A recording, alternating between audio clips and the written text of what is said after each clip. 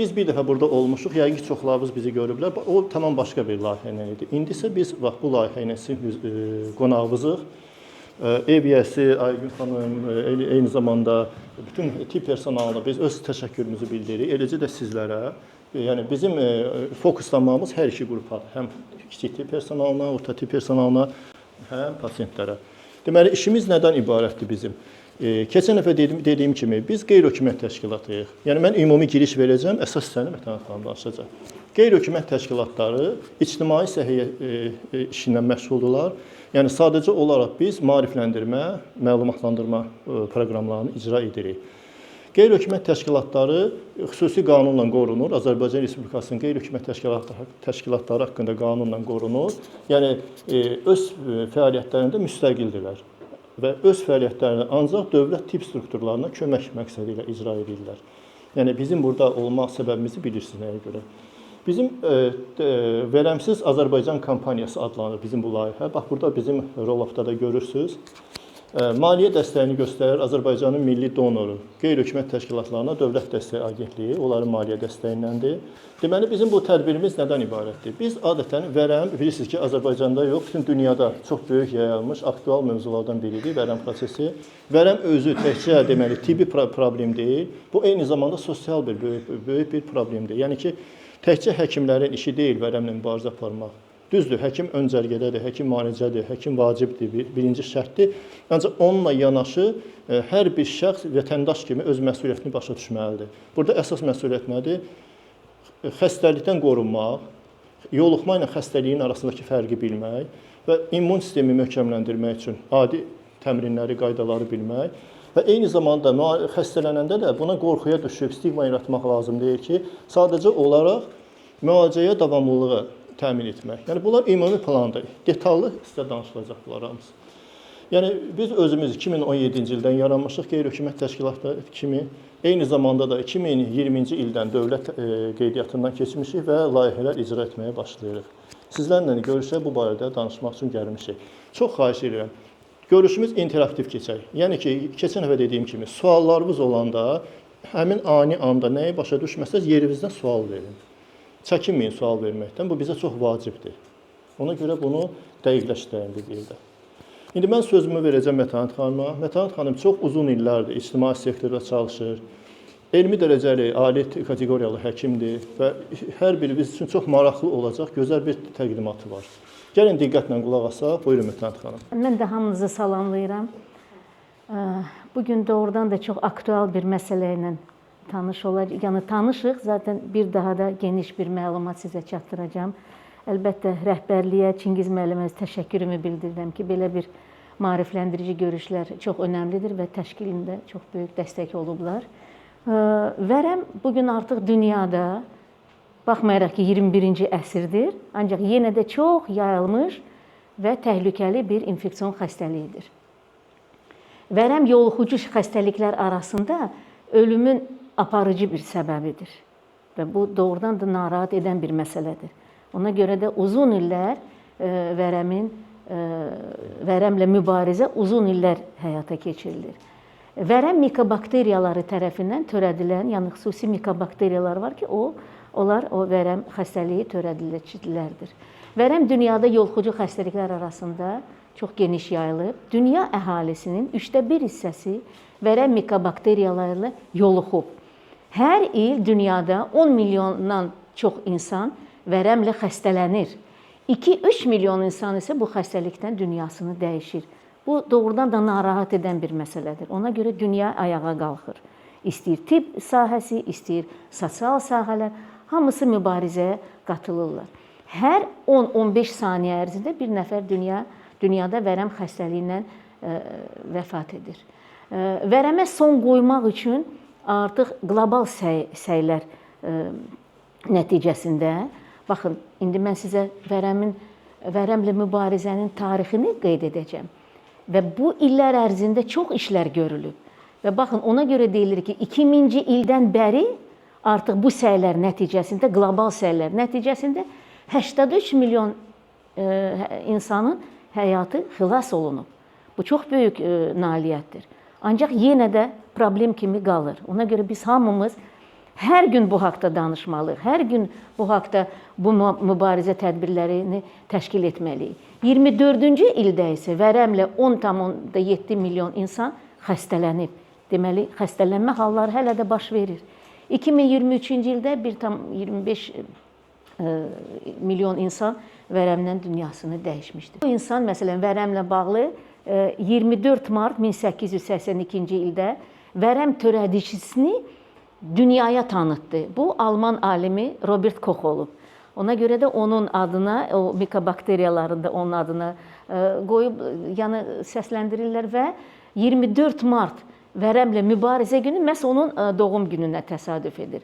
Baxın, vərəm o qədər geniş bir yayılan xəstəlik idi o dövrdə belə və ölüm halları çox idi və ictimaiyyəti, tibb sahəsini çox narahat edən bir məsələ idi. Ona görə də bütün alimlər o vərəmin yox olmasında çox böyük işlər görmüşdülər. Mən 1982-ci ildə Ümumdünya Səhiyyə Təşkilatı vərəmin törədicisi olan Koch çöplərinin aşkar edilməsinin 100 illiyi münasibəti ilə artıq 24 mart vərəmlə mübarizə günü qeyd olunur 82-ci ildən belə.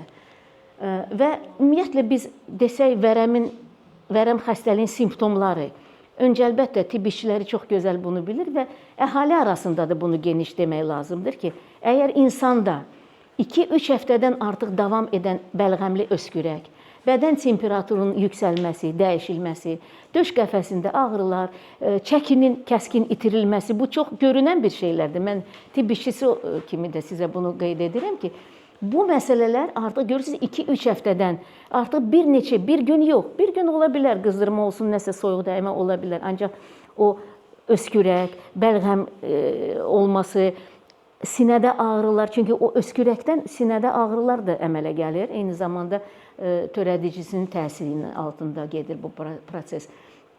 Qan yaxırma, hayxırma simptomu da gəlir. Əlbəttə, iştahanın azalması, zəiflik, tez yorulma, bu zaten xəstəliklərin əlamətləri. Ancaq bunların... Bəli, tamamilə doğrudur. Gecə tərləmələr tamamilə doğrudur. Təngi nəfəslik, fiziki aktivlik olanda təngi nəfəslik də müşahidə olunur. Bu artıq insanları biz nə üçün deyirik maarifləndirmə? Çünki insanlar xəstələnməmişdən öncə özlərini tanımalıdırlar. Özlərinin sağlamlığında olan bir dəyişiklikləri hiss etməlidirlər. Ki 10 gün ərzində nəsə başım ağrıyır, dayanmır. Deməli, burada nəsə bir problem var. Bir gün, 3 gün bu olan bir şeydir. İnsanlar həddindən artıq yoluxa da bilərlər. Viruslar çoxdur, bilirsiniz, düzdürmü? Və immun sistemin dəyişilməsi bu əlamətləri göstərir bizə. Hər bir xəstəliyin öz yoluxma yolları var. Bu xəstəlikdə bir neçə yoluxma yolu var.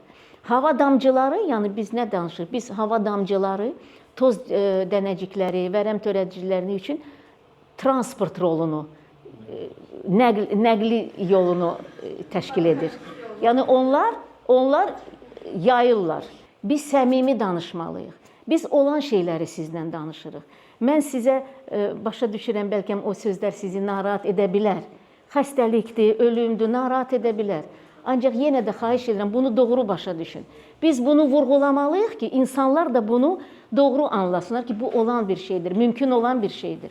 Ancaq vaxtında əgər siz o müalicəni başlayırsınızsa, həkimlərin, tibb bacılarının sayəsində, görülən işlərin sayəsində, əlbəttə, bugün artıq vərəmdən qorxmaq lazım deyil. Və bu spesifik xəstəlik olduğu üçün, mikobakteriyaların çox olduğu üçün və onların xüsusi orqanizmdə dəyişiklikləri gətirir və o dəyişikliklər necə təsir edir, bu artıq bunu göstərir. Və dərmana davamlı vərəmin yayılması, dərmana həssas vərəmin yayılmasından heç də fərqlənmir. Biz deyəcəyik, vərəmin bir neçə növü var, bu da elə-belə deyil. Belə xəstə söhbət zamanı 200, öskürək zamanı 3500, askırma zamanı isə 4500-1 milyona qədər mikobakteri ifraz edir. Başa düşürsünüz bu yoluxma hardan gəlir? Əlbəttə, bu ona görə də biz narahat olmalıyıq. Və bir vərəmli xəstə ildə 10-15 nəfəri yoluxdura bilir. Çünki o yaşayır və cəmiyyətdə olur. Vərəmin epidemiologiyasına gəldikdə isə hansı yollarla yoluxur? Biz artıq sizlə dedik. 95% hallarda hansı yoldur? Hava damcı, tənəffüs yolları ilə. Bəli, tamamilə doğrudur. Ancaq başqa yol da var. Sən demə, yoluxmuş ət məhsulları, heyvan məhsulları əgər yoluxubsa o heyvan və onu doğru istehsalında doğru qaydalara riayət etməyiblər də ondan yoluxma mümkün olur. Süddür, ətdir və s. pendirdir. Və bu da bağırsaq yolu deyilir, alimentar deyilir ona. Başqa hansı yol? Kontakt yolu var. Bu da zədələnmiş dəri vasitəsilə çox nadir hallarda, qeyd etdiyim kimi 95% hava damcı yolundan. Ona görə biz narahat olmalıyıq. Biz o havanın qarşısını kəsə bilmərik. Maska taxırıq, bu qaydadır. Bilirsiniz, təhlükəsiz, bu da qoruyur. Ancaq indi pandemiyada yadınızdadır, hamımız maska taxdıq. İndi Allah eləməsin vərəm belə bir vəziyyətə yəni vərəm bu səviyyəyə gəlsin ki, hamımız maska taxaq. Ona görə o yerdəki siz artıq başa düşürsünüz ki, aktiv vərəmli xəstələr var, maska taxılmalıdır və o qaydalar mütləq riayət olunmalıdır və xəstəliyin transplasentar yoluxma yolu da var. Anadan uşağa. Necə? Məişət əşyaları ilə əlbəttə ona görə o ilk aktiv olan vərəmli xəstələrdə o əşyaları doğru abrabotka eləmək lazımdır. Hər xəstənin öz əşyaları olmalıdır. Çox maraqlıdır ki, yəni mənfi olsa da mənim analizlərim, mən evə buraxılandan sonra bizim evdə tez-tez gedib gələn körpə bacım uşağı var. Bəli. Mən özüm nişanlıyam. Mən bu qədər yoluxucu bir xəstəliyə yoluxmuşamsa, məndən keçib. Mənim üçün onun hər hansısa bir belə necə deyim, yoluxma ilə bağlı təhlükəsi yoxdur. Ətrafımdakı insanlara nə qədər zərərim dəyə bilər və mən onlardan nə qədər neçə müddət məsafəli davranmalıyam. Çox sağ olun sualınıza görə. Mənə elə gəlir ki, bu suala sizin həkiminiz daha yaxşı cavab verər. Ancaq biz bilməliyik ki, əgər siz negativ, yəni ifraz etmirsinizsə, sizin təhlükəniz yoxdur. Ancaq sizin kontaktda olan ailə üzvləriniz, kim gəlirsə, onlar da müraciət edə bilərlər tibb müəssisəsinə. Eyni zamanda sizin artıq davranışınız diqqətli olmalıdır. Yəni baxın, bütün vərəmə yoluxmuş xəstələr müəyyən bir mərhələlərdən keçir. İlkin olaraq yoluxma mərhələsi olur, infeksiya yoluxma. Yoluxma mərhələsində siz hələ kimisə yoluxdura bilmirsiniz. Siz özünüzə bakteriyalar daxil olub, sizin bədəninizdə çoxalır və qaraciyərinizi və yaxud da hansısa başqa orqanı zədələyir. Bundan sonra, zədələdikdən sonra sizdə simptomlar üzə çıxır. Və simptomlar üzə çıxanda artıq xəstəlikdən 2-3 ay ən azı, yoluxmadan 2-3 ay keçmiş olur. Sonra çıxır. Və nəticədə siz başlayırsınız ağciyərdirsə, bu bakteriyaları ifraz eləməyə, ətrafdakılar üçün bu xəstəliyi yaymağa. Bundan sonra müalicə olunduqda stasionarda olmağınızın səbəbi nədir? Bax, bir çoxu deyir ki, biz yalnız tabletka qəbul edirik. Stasionarda olmağınızın birinci səbəbi odur ki, sizi izolyasiya olunasınız. Ətraf mühitə bu xəstəliyi daha çox yaymayasınız. İkinci səbəbi odur ki, bu dərmanların yan təsirləri ola bilər hansısa, çünki 4 dənəli dərmandır. Yəni ciddi bir dərmandır və yan təsirləri olduqda hansısa bunları aradan qaldırmaq üçün həkim nəzarəti altında qəbul eləyəsiniz. Bundan başqa, buradan çıxdıqdan sonra 2 ay burada müalicə getdikdən sonra 4 ay siz evdə müalicə almalısınız. Bu həssas forma. Vərəmin var davamlı forması orada 1 ilə qədərdir. Başqa bir formada var. 6 ay müddətində siz öz davranışınıza diqqət eləməlisiniz. 6 aydan sonra müayinələr aparılır. Əkilmə mənfi çıxdıqda, əkilmə mənfi çıxıbsa tam mikroskopiya yox, əkilmə. Tam əmin ola bilərsiniz ki, 2 aydan sonra çıxır əkilmə. Yəni 2 dənə mənfi əkilmə nəticəsi o deməkdir ki, siz artıq təhlükəsizsiniz. Əkilmə, mikroskopiya yox. Bəlğəm əkilməsi deyirsiniz. Bəlğəm əkilməsi. Demək, siz tamamilə artıq sağalmısınız.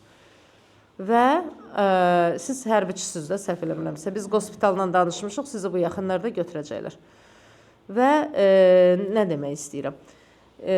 Amma gələcəkdə qidalanmadır, stressdir, soyuq dəymədir. Bunlara nəzarət eləməz. Çünki bu bakteriyalar L formada, yəni yatan formada hüceyrələrdə saxlanılır. Müqavimət düşdükdə, hansısa bir şərait olduqda onlar yenidən o xəstəliyi törədə bilir. Onu siz 6 aydan bir müayinədən keçdikdə Siz bəlğəm verirsiniz və 6 aydan bir təsdiqləyir ki, yox, bəlğəmdə yoxdur. Siz yəni aktivləşməyib xəstəlik. Tozlu bəlğəmdə 72 saat qala bilir o mikobakteriyalar. Quru bəlğəmdə 5-6 ay qala bilir. Əşyalarda 3 ay qala bilir. Torpaqda 2 ay, suda 5 ay, 0 dərəcədə Selsidə illərlə yaşayır. Nədən qorxur mikobakteriya? Günəşdən qorxur. Ancaq soyuq şəraiti sevir. Ona görə də biz bu məsələni də nəzərə almalıyıq. Xlorid turşusunun təsirindən 3-4 saata məhv olur. 70 dərəcədə 30 dəqiqədə, qaynatdıqda 5 dəqiqə. Yəni bütün günəş şüalarının təsirindən 3-5 dəqiqə məhv olur. Ona görə deyilir ki, qoy günəş şüaları düşsün otağa, havalandırmaq lazımdır otaqları. Elə belə deyil. Suya, spirtə, qələvi məhlulların təsirinə də davamlıdır. Yoluxma nədir? Orqanizm vərəm çöplərinə yoluxub, amma xəstəlik baş vermir. Vərəmə aid simptomlar müşahidə edilmir. Vərəmə yoluxma mantu sınağı vasitəsilə təsdiq edilir ancaq o və törədici aşkar olunmur və belə xəstələr yoluxucu deyillər. Sadəcə onların orqanizmdə o dəyişiklik baş verir. Yoluxub insan. İnsan özünü xəstə hiss etmir və immunitetin aşağı düşməsi nəticəsində artıq vərəm xəstəliyi inkişaf edə bilər. Və müalicəyə başlandıqdan 2-3 həftə yoluxucu ola bilər xəstə. Müalicə edilməkdikdə ciddi ağırlaşmalar və ölümlə də nəticələnə bilər. Ağciyərlərin rentgenoqramması və ya fluoroqrafiyası olunur. Ona görə işçilər də fluoroqrafiya etməlidir. Məktəblilər fluoroqrafiya sistem şəklində, qrup şəklində o fluoroqrafiyadan da keçirlər. Mənim yadımdadır da məktəbdə də bizi həm pirkə edərdilər, həm fluoroqrafiya edərdilər ki, vərəmlə daha sistemli şəkildə nəzarət olsun, profilaktik tədbirlər buna olsun. Biz çox yerlərdə maarifləndirici belə təşkil keçirik. Gənclərlə biz görüşəndə, gənclər mərkəzlərində, yəni 2 il bundan öncə idi biz o layihə. Bax bu mantu sınağından çoxlarında biz dəhşətə gəlirik. Çoxları elə bilir mantu müalicə eləyir. Yəni o vurdun da bu vərəmə qarşı, o başa düşmür, o sadəcə bir adına baxın sınaq. Yəni yoxlayır. Vərəmin olmağını göstərmir, həssaslığın artırılığını göstərir. Yəni ki, bu adam daha çox həssas. Məsəl üçün, mən vərəm xəstəxanasında işləyən həkiməmsə, misal üçün deyirəm, bəli, məndə konkret müsbət göstərəcək. O demək deyil ki, mən xəstəyəm. O demək deyil ki, mən birinci növbədə ehtiyatlı olmalıyam, risk məndə çoxdur. Yəni, o onu göstərir. Eləcə də, məsəl üçün, immun sistem zəifləyibsə, hər hansı bir pasiyentdə, məktəblinin məsəl üçün, immun sistemi zəifləyirsə və mühitə yaxınlaşırsa vərəmin, onda qızartı göstərəcək. Və bu siqnaldır. Yəni siqnaldır ki, mütləq həkimə müraciət edin. Yəni bu diaqnostik testidir, bu müalicə deyil. Polirezistent vərəm bir neçə dərmanlar artıq. Bilirsiniz ki, bir neçə vərəm dərman qəbul edir və ona artıq həssaslığı göstərir. Çox saylı dərmanlara davamlı vərəm. 2 sıra, yəni birinci sıra, ikinci sıra dərmanlar, vərəm əleyhinə dərmanlar var. Ancaq ümumiyyətlə dünyada qlobal qeyd etdiyim kimi mübarizə aparılır və deyir ki, vərəm müalicə edilə bilər. Biz bunu unutmayaq, biz bunu danışaq. O xanım dedi, damğalanma, vərəm adı çəkiləndə artıq hər şey bitdi onun üçün. Hər şey onun üçün bitdi. Yox, bugün şükür belə deyil. Biz onu danışmalıyıq. Sadəcə, ümumiyyətlə xəstələnmə yaxşı deyil. Kim istəyir xəstələnsin? Xəstələnəndə heç nə edə bilməyəcək, heç yerə gedə bilməyəcək. Düzdürmü? Özü, baxın, baş ağrı ilə belə insan heç nə eləmək istəmir. Hal-hazırda dərmanlara davamlı vərəm anlayışı nədir? 6 ay müalicə, daha az həblər və inyeksiyalar. İynə, təsəvvür edin, hər gün ya da hər həftə iynə vurmaq necə olar? Pis olar insan. Düzdürmü? Ağrılıdır, başqa fəsadlar ola bilər, düzdürmü? Ümumiyyətlə, iynənin özünün, o inyeksiyanın vurulması insana pis təsir edir. Ancaq burada artıq deyir, olmasın, az olsun, qısa olsun. Bunu daha qısa ancaq həb olsun. Vərəm infeksiyasının xəstəliyə çevrilməsi dayandırıla bilər. Bax, çox sağ olun ki, siz də iştirak edirsiniz, qatılırsınız. Aygün xanım sağ olsun, Çingiz müəllim sağ olsun. Bax, ictimai təşkilatlar düşünür sizi, insanları düşünərək bunu təşkil edir. Çox böyük bir faciəvi hal odur ki, vərəmdə yoluxdurma, hansı ştamla siz xəstəsizsə onu yoluxdurursunuz artıq. Əgər çox saylı dərmana davamlı formadasınızda, siz onu da yoluxdurasınız. Avtobusda yarımca saat yol getmək kifayət edir ki, həmin avtobusdakı olanların hamısı çox saylı dərmana davamlı forma ilə yoluxsun. Həssas vərəmdən yox, çox saylı. Deməli adından da göründüyü kimi həmin müalicədə çox saylı dərmanlardan istifadə olunacaq. Hər bir dərman da əsas da vərəm dərmanı çox zəhərli maddələrdir. Yəni bu qorxutmaq üçün deyilmir, bu faktiki deyilir. Bir də bilirsiniz, mən çox istəyərdim ki, siz biraz çox gözəl düşünürsünüz, ancaq özünüz artıq fayda verə bilərsiniz cəmiyyətə. Sağalan xəstə özünü, indi düz deyir, psixoloji bir məqamlar var, bəziləri istəmirlər, hələ ki o damğa stigma deyilən bir şey var, ancaq yenə də. Baxın, 2030-cu illə qədər, 2015-ci ilə müqayisədə vərəmdən ölüm faizini 90% azaltmaq. Artıq dünya bu məqsədi götürür ki, artıq ölüm halları azalmalıdır, vərəm halları isə 80%-ə qədər azalmalıdır. Hamı bu işdə birləşməlidir və doğru şəkildə iş aparılmalıdır. Və əsas vərəmin müalicəsində o 6 ideal addım var. Birinci, vaxtında aşkarlamaq. Ancaq hər addımda da problemlər ola bilir. Biz doğru məlumatlı olmalıyıq ki, o problemləri də olmasın. Vərəm üçün vaxtında müraciət etmək, vaxtında aşkar olunsun.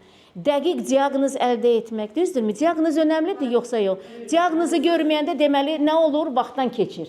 Düzdürmü? Müalicəyə başlamaq, müalicəni davam etmək və müalicəni tam bitirmək. Bu çox önəmlidir. Vərəmli xəstələr ya da ümumiyyətlə xəstəlik zamanı bizim aktivliyimiz biraz məhdud ola bilər, düzdürmü? Bizim deməli ehtiyacımız daha çox ola biləcək. Düzdürmü? Nəyə ehtiyacı var xəstə insanın? Nəyə ehtiyacı var? Qayğıya ehtiyacı var, hörmətə ehtiyacı var, vaxtında doğru məlumatın əldə etməsinə ehtiyac var. Söhbət xəstədən gedir, çünki biz o haqda danışırıq. Ancaq hər bir insanın özünə uyğun o ehtiyacı var. Dərmandan davadan çox sevgiyə, nəvazişə. Əlbəttə, nəvazişə. Tibb işçiləri belə, indi mən istəmirəm, mən ümumi danışıram, çünki mən nədən... Tamamilə doğrudur, çox sağ olun. Yəni tibb işçisinin, siz qeyd etdiniz ki, tibb işçisi diqqətli olmalıdır, qayğı göstərməlidir. Aqressiyanın heç bir xəstə müalicə oluna bilməz. Tamamilə doğrudur. Və söhbət ondan gedir ki, bu sahədə birləşməliyik. Dövlət və qeyri-dövlət sektorları. Birləşəndə onda yaxşı bir işdə olacaq. Əlbəttə, insanlar özləri də burada, xəstələr də burada iş aparılmalıdır. Maariflənmə önəmlidir. Əhali doğru məlumatı eşidəcək, doğru davranışlar haqqında məlumatı görəcək. Bəlkə də sizə aidiyyəti yoxdur onun, amma yəni ki, belə deyim, görüm olar sonra deyərəm. Bəlkə heç olmaz ora verməm. Onlar nə olacaq? Yəni ən azından heç olmasa tibb işçilərinə də hörmət olunsun, maaşlarımıza da bir fərqlidir. Bəlkə də sizə aid deyil. Çox sağ olun. Bu məsələ başa düşdüm. Tibb işçilərinin maaş məsələsi. Ağır şöbələr, ağır xəstəlik olduğu üçün. Bəli. Xəstələrlə işləyirik, valla. Sizin suala mən cavab verim. Birbaşa bizim sahəyə aiddir sualınız və düzgün sualdır, haqlı sualdır. Və biz bunu bu layihənin sonunda Dünya Biznes Mərkəzində dəyirmi masa olacaqdır. Dəyirmi masada təbimin rəhbərliyi olacaq, sizin ağciyər xəstələri mərkəzinin rəhbərliyi olacaq, baş həkimlər olacaq. Və onların hamısı bir yerdə biz xahiş edəcəyik ki, onlar bizə təkliflər planı hazırlasın. Həmin təkliflər planını biz alanda, qeyri-hökumət təşkilatı kimi, o bizim birbaşa səlahiyyətlərimizə aiddir. Biz Milli Məclisə çıxacağıq ondan. Yəni Milli Məclisdə qanunvericilik bazasında dəyişikliklərin olunması. Və əsas tezislər nə olacaq? Vərəmə son qoymaq üçün siyasi öhdəlik və yüksək səviyyəli fəaliyyətlər həyata keçirilməlidir. Hər tərəf, hər qurum, hər sektor bu işdə birləşib bu işi görməlidirlər. Bizim artıq vərəmlə mübarizə koalisiyamız var və biz hər il bax belə bir mübarizə tədbirlərinə qoşuluruq. Biz vərəmə son qoya bilərik. Bunu elə belə demirik. Biz ona görə bu işi aparırıq ki, doğrudan da son qoymaq mümkündür. Hamı birləşməli, bu işi aparmalıdırlar. Və vərəmlə mübarizə biz birlikdə güclüyük. Deməli, biz gəldik, çatdıq bizim tədbirin sonuna. İndi biz başlayacaq belə bir məqamı. Məsəl üçün, hamımızın vaxtını çox aldıq bilirik, ancaq sadəcə olaraq yəni, bu yanaşmanın bir mərhələsidir. Yəni, biz sonda artıq nə edirik? Hər birimiz diqqətlə qulaq asır. Mətanət xanımın gözəl prezentasiyası oldu, təqdimatı oldu. Sizin qəşəng suallarınız oldu, sizin də suallarınız oldu. Balaca bir dənə məqam verim, yenə suallara bir neçə suala cavab verərik. Deməli, burada belə bir məqam var. Məsəl üçün, biz qeyri-hökumət təşkilatı kimi vərəmlə bağlı maarifləndirmə iş aparırıq. Və ya Mətanət xanım çox düzgün doğru qeyd elədi. Bizim təşkilatda sizi kimi cavan uşaqlar çoxdur ki, vaxtilə vərəmdən xəstələniblər, ağır formalarda. İnanmırdıq ki, o sağalacaq. Kənanı bilirsiniz, hə. Yəni tam belə deyim də, kobud çıxmasın, lap bir ölümcül halda olubdu. Çünki özü buraxıb xəstəliyi. Necə deyim ki, boş buraxıb, özünə müalicə eləyibdi, gedib dərman alıb, içib, nə eləyib, yəni öskürək dərmanı elə bilib öskürəklə və çox sayılı, geniş sayılı dərmanlara gəlib, XDR idi, geniş sayılı dərmanlara gəlib. Lakin geri qayıdış nöqtəsini tapa bildi, qulaq asdı və doğrudan da, necə deyim, olmayan bir şey yaratdı özündə və tam sağaldı, bu dəqiqənin özündə tam sağlamdı. O öz təqdimatlarla çıxış eləndə ekranda iki yerdə bir özündən əvvəlki və şəklini qoyur. Özü tam kaxektik, tam bir dəri, bir sümük və indi bu dəqiqənin özündə zalda, idman zalında məsələn necə lazımdır belə fərqi göstərir özü. Özü istəyir onu qoymaq ki, baxın hər yerdə də. Siz onunla tanış ola bilərsiniz. Necə? Ərbizdəki bukletlərdə var. İstəsəz yazsaz Facebookda kimin varsa, vərəmsiz gələcəyə doğru. O sizi yönləndirəcək bizim səhifəyə. Və bizim səhifəyə yönləndirəcək. Yazsaz adicə Google-da axtarışda vərəmsiz gələcəyə doğru. O sizi göndərəcək bizim sayta. Saytda üzvlərimiz, komandamız hissəsi var. Oranı vurun, bütün hamının şəkilləri və onun həyat tarixçəsi çıxacaq. Baxın, görün, məsəl üçün, necə uşaqlar bizdə işləyirlər. Və siz indi hal-hazırda axı dövlət xidmətindəsiniz. Qoşula bilərsiniz. Niyə? Könüllü kimi qoşula bilər. Könüllü kimi qoşula bilərsiniz. Bu dəqiqə könüllülər təşkilatı, yəni istəsəz əgər orada bizə əlaqə, geri əlaqə gedir. Əlaqə yazılmı mənə gələcək cavablar. Operator göndərəcək mənə. Yəni bunlar hamısı çox vacibdir. Deməli ki, biz qeyri-hökumət təşkilatı olaraq fəaliyyətlərimizi həmişə genişləndiririk. İl müxtəlif auditoriyada görürük. Bugün sizlərik burada. Və bundan sonra bu birinci tədbirimizdir bizim. Və yəni bu layihə ilə birinci tədbirimizdir. Çox sağ olun. Və bundan sonra biz gələn illərdə növbəti tədbirlər keçirəcəyik. Məsəl üçün biz bayaq müzakirə elədik. Mən artıq konsepti hazırlamışam gələn il üçün. Bizdə belə qayda var. Dekabr ayına qədər biz verməliyik ki, ona baxsın dövlətdə. Gələn dəfə biz Müdafiə Nazirinin hərbi hissələrində əsgərlərlə biz çalışırıq. Düzdür, biraz çətin məqamdır, çünki bağlı müəssisə və strateji obyekti, ora çəkiliş aparmaq girmək, indi onlar razılaşdırılır nazirlik səviyyəsində. Əgər hər şey razılığa gəlinsə, biz orada olacağıq.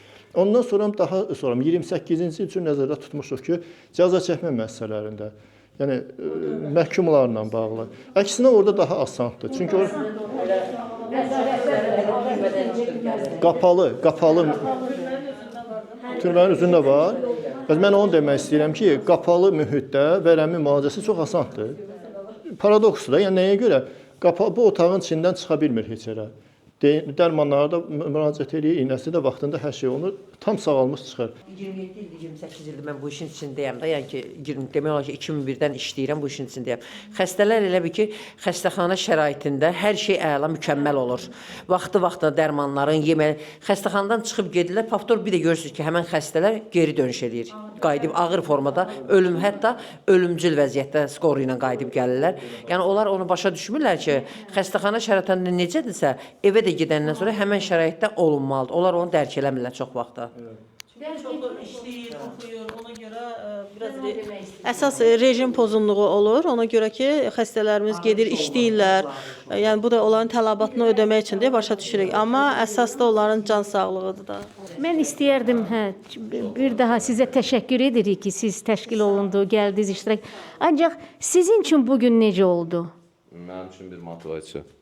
Çox gözəl motivasiya. Motivasiya oldu. Çox sağ olun. Sizin üçün Mənim üçün də yaxşı oldu. yaxşı oldu. Məsələn, bu bilikləri bilirdiniz. Yəqin ki, həkimlər sizə danışırlar. Ancaq yenə də sizin üçün bir təkrar, yeni bir məlumat oldu mu? Və siz necə bax çox yaxşı qardaşım dedi ki, eləsə daha yaxşı olar. Bir çox yerlərdə xüsusilə ona görə sizin təklifləriniz, sizin rəyləriniz bizim üçün önəmlidir. Biz istəmirik boşluğa, biz belə düşünürük, belə gəlib deyək. Yox, sizin rəyləriniz vacibdir. Sizin üçün necə oldu? Mənim üçün də mən də elə əsgər yoldaşım dediyinə qatılıram. Yəni ən çox elə hərbi müəssisələrdə tədbirlər keçirsəz. Çünki Burada əskər olmayanlardan da soruşuruq belə. Deyir ki, mən də hər birə tutmuşam. İndi davam edir. Belə çıxır ki, 50% də yox. Yəni 50%-dən də çoxsu. 50%-dən də çoxsu, yəni belə çıxır ki, hər birə yoluxur. Mən hal-hazırda, yəni vərəmdən müalicə alıram. Deyək, növbəti müalicəmdə bu 4 ay ərzində oldu. 6 ay ərzində həkim rəyi ilə mən təmiz sağalmış qeydə alındım. Əkmələr falan onsuz da mənfi çıxıb. Yenə 6 aydan sonra mənfi çıxdı. Rəsmi iş yerində işləmək onaca olacaq. Rəsmi iş yeri haradır sizdə? Mən də hal-hazırda əvvəllər işləyirdim, əsgərlikdən əvvəl Bravoda. Bravoda, bəli. Bravoda sağlamlıq haqqında arayış istəyir. Bütün hər tərəf sağlamlıq haqqında arayış istəyir. İndi gəlin belə götürək. Yox, burada bir dənə məqam var. Sual çox gözəl sualdır və yerində verilmiş sualdır. Nazirlər Kabinetinin xüsusi göstərişi var. Yəni hansı işlərdə işləmək olur, hansı işlərdə işləmək məhdudlaşdırılır deməyə olmaz. Məhdudlaşdırılır. İctimai iaşə obyektləri, sizin dediyiniz Bravo da ora daxildir. O yerdə ki ərzaq var, o yerdə ki insanların sıx gəliş-gedişi var. Uşaq bağçalarında xadimələr, texniki işçilər var, yemək bişirənlər, orta məktəb müəllimlər, orta məktəbdə müəllimlər və yaxud yəni bu sahələrdə bu tip sahələri o vaxta qədər məhdudlaşdırır ki, bax siz dediniz 2 dəfə pasiv vermisiniz, əkiblər bəlğəmi minusdur. O mənfi olursa sizə sağlam arazi verilirsə siz gedib işləyəcəksiniz artıq və salam. Yox, əgər o mənfinin cavabı yoxdursa, sağlamlar yoxdursa, ona siz o işləri qoymayın. Ancaq başqa işləri işləyə biləcəksiniz. Sizin üçün necə oldu bu gün? İkinci dəfədir. İştirak edirəm. Bir dəfə də olub, bu da ikincidir. Keçən dəfə bu daha maraqlı oldu. Neçə il işləyirsiniz bu sahədə? 5 il. 5 il işləyirsiniz. Heç nə, mən ancaq cavanlara bir dənə onu demək istəyirəm ki, bütün həkimlərin dediklərinə qulaq assınlar. Biraz səbirsizlər, başa düşürəm, cavandılar, qapalı məkanlarda qalırlar. Amma bir balaca həkimlərin dediklərini yerinə yetirsələr, inşallah ki, öz sağlamlıqlarına tez bir zamanda qovuşacaqlar və yenidən onu tutmamaqdan ötürü davam elətdirməlidirlər. Evdə də eyni şəraitdə, yəni təmizliklərinə bizə korona hər bir şeyi dedi də. İlk növbədə hər bir xəstəliyin başında gigiyena durur.